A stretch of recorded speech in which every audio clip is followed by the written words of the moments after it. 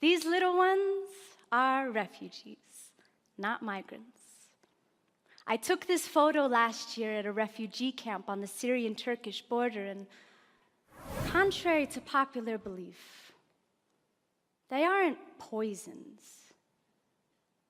They're not here to steal our democracy or to take over our neighborhoods.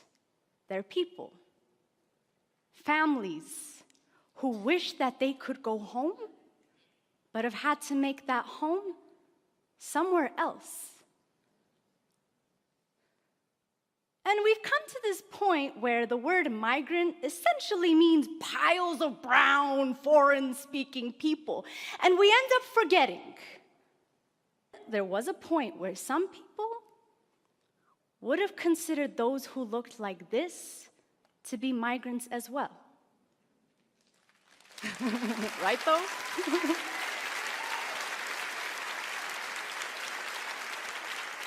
And it is in this forgetfulness that we assume, monopolize on people's stories, attribute their race, social class, religions, clothing to the names that we chose for them.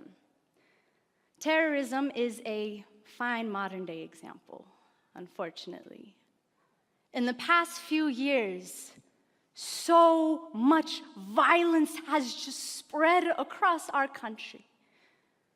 But when you watch the news, there's always a specification as to whether or not terrorism was involved, which I think we all know means the killer looked like this. Which, he's a babe, which must mean that the killer, of course, pledges his allegiance to this, right?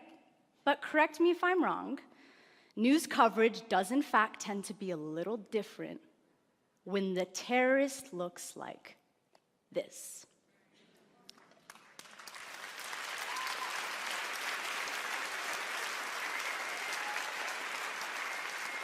And it ultimately has us forgetting that terrorism, by definition of terrorism, has always come in all shapes and colors.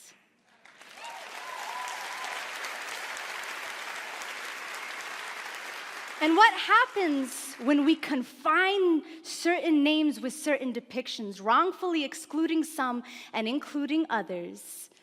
We end up caging masses of people under a name that says dangerous, even if they're nowhere near it.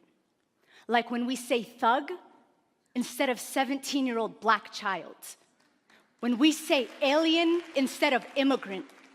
When we say lazy poor people instead of unequal wealth distribution. When we say bomb instead of clock.